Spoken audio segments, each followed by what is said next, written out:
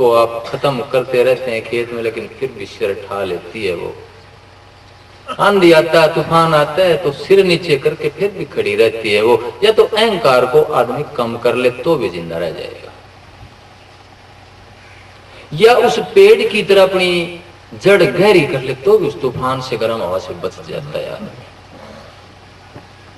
उदाहरण के तौर पे बताऊंगा कि मेरे सदगुरु ने कुछ शिक्षाओं में बदली करी। उनकी सबसे पहली शिक्षा क्या थी कि देवी देवता सबसे बड़े कौन से हैं? उन्होंने कहा कि मां बाप सबसे बड़े देवी देवता हैं। कि जहां पे जिस घर में बुजुर्गों की, मां बाप, सास ससुर की सेवा नहीं होती, वो घर मसान के समान हो जाता है, उसमें भूत बोलते हैं।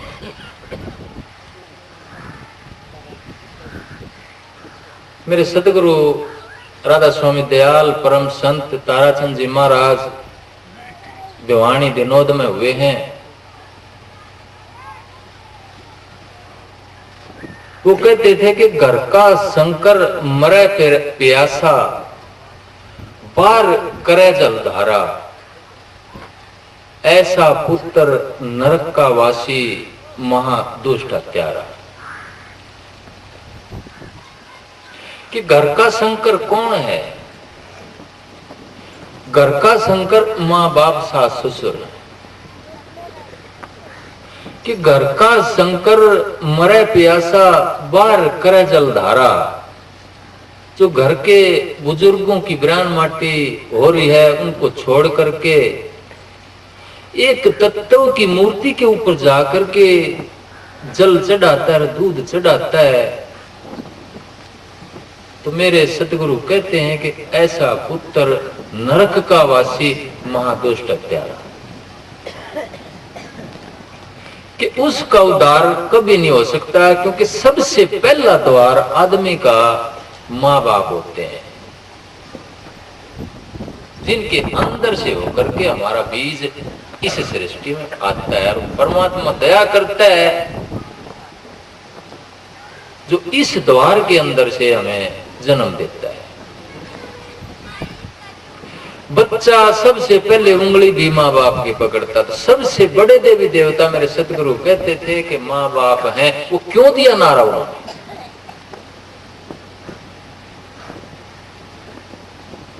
उन्होंने ये नारा इसलिए दिया कि समाज में बुराइयां इतनी ज्यादा बढ़ गई हैं, घर टूट रहे हैं, परिवार टूट रहे हैं, देशों की भी आपस की दुश्मनाई बढ़ती जा रही है, एटम बम बनते जा रहे हैं। तो सब जगह व्यवहार खत्म हो रहा है। तो उस बड़ी प्रेम की छलांग अगर लगानी है, यानी कि उस कुल मालिक से प्रेम करना है, वह बड़ी छलांग। अब बड़ी छलांग एकदम तो लगती नहीं, तो पहले छोटी छलांग मारने का अभ्यास कराया जाए। वो घर से शुरू होता है, वो माँ बाप से शुरू होता है। वो छोटी छलांग जब तक नहीं मारनी आवेगी तब तक बड़ी छलांग लाग नहीं सकती। वो दिल जब तक एक आदमी के लिए वो अहंकार नहीं टूटेगा, तो परमात्मा के लिए वो अहंकार कैसे टूट सकता है? जो बच्चे हैं, छोटे हैं, जैसी शिक्षा हम देंगे वैसी पकड़ लेते हैं। अगर बहू सास ससुर के पैरों के हाथ लगाती है तो बच्चे देखते हैं, वो भी, उनकी भी जब बहू आएंगी तो वो भी बल्कि पहले अपने माँ बाप के पैरों का हाथ लगाने लग जाएंगे।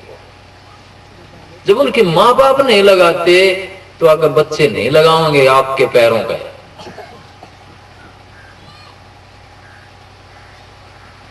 हर कोई चाहता है हमारे बच्चे हमारी इज्जत करें, चाहते हैं ना सभी।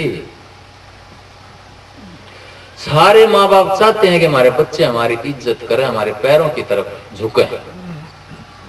वो जब झुकेंगे जब हमने झुकना सिखाए होंगे वह। अगर हम झुकते हैं तो वो झुकेंगे। मैं कहता हूं कई बार बड़ी मुश्किल हो जाती है, माँ बाप में भी खोट हो जाते हैं कई बार। तो मेरे सतगुरु कहते थे कि माँ बाप को और सास ससुर को भी बच्चों के साथ एक समान व्यवहार करने की कोशिश करनी चाहिए। लेकिन फिर भी कुदरत का नेम है, ये किसी के बस की बात नहीं। जो लायक होता है बच्चा उसकी तरफ कुदरती एक झुकाव हो जाता है माँ बाप का, किसी के बस की बात नहीं। लेकिन मैं यही कहूंगा कि मेरे सदगुरु की जो शिक्षा थी उसको आगे बढ़ाता हुआ कि उनकी सबसे पहली शिक्षा यही थे कि सबसे बड़ी देवता माँ, देवी देवता माँ और बाप होते हैं। पृथ्वी के जितने देवी देवता हैं उनमें सबसे बड़ी माँ का दर्जा बताया है। आकाश के जितने बड़े देवी देवता हैं उनमें सबसे बड़ा दर्जा पिता का दर्जा बताया है। एक ये शिक्षा मेरे सतगुरु ने बदली की, जो राधा स्वामी पंथ में थी नहीं। आप किताब में पढ़ेंगे स्वामी जी महाराज की, हुजूर महाराज की सबसे पहले आए थे ये दोनों। ये गुरु चेले का जोड़ा था, बड़े भारी गुरुमुख हुए हैं। शालिग्राम जी महाराज जो बहुत बड़े अफसर भी थे, उन्होंने भी जगह जगह यही लिखा है कि कोई किसी की मां नहीं, कोई किसी का बाप नहीं, कोई किसी का बच्चा नहीं, कोई रिश्ता नहीं, कोई सामाजिक प्राणी से कोई रिश्ता रखने की जरूरत नहीं है, क्योंकि सच्चा रिश्ता परमात्मा के साथ ही बन सकता है। ये बात सही है अपनी जगह, मैं झुठलाता नहीं इस बात को, ये सही है। आखिर में इसी बात को आना पड़ेगा। लेकिन वो कब आएंगे हम इस बात पे? जब हम उस रिश्ते को पूरा कर देंगे,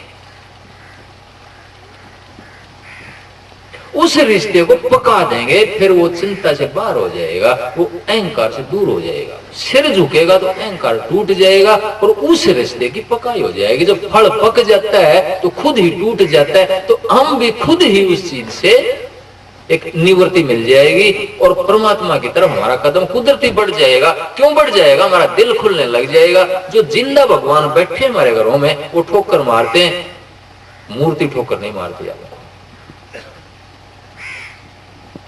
मंदिर में मूर्ति में मिठाई चढ़ाए होंगे, एक तत्व की चीज है, वो टोकती नहीं आपको, इसलिए वहां आसान है माथा झुकाना। लेकिन घर के बुजुर्गों के सामने माथा झुकाना बड़ी करड़ी बात हो जाती है, क्यों? वो टोक देते हैं, उनकी जरूरत पूरी नहीं होती तो टोक देते हैं। असली अहंकार का मर्दन वहां होता है, अगर कर पाए तो हम, तो दिल खुलता है। अगर यहां से ही हमारा दिल छोटा है, अगर 10 पैसे की चीज लाकर के जरूरत है माँ को, अपने बच्चों के ऊपर हम बहुत से रुपए खर्च करते हैं, माँ को बाप को 10 पैसे की अगर जरूरत पड़ गई है और वो चीज हम ला करके नहीं देते तो कहां दिल खुले? हमारा दिल छोटा रहेगा तो कौन सा भगवान आएगा छोटे से दिल में?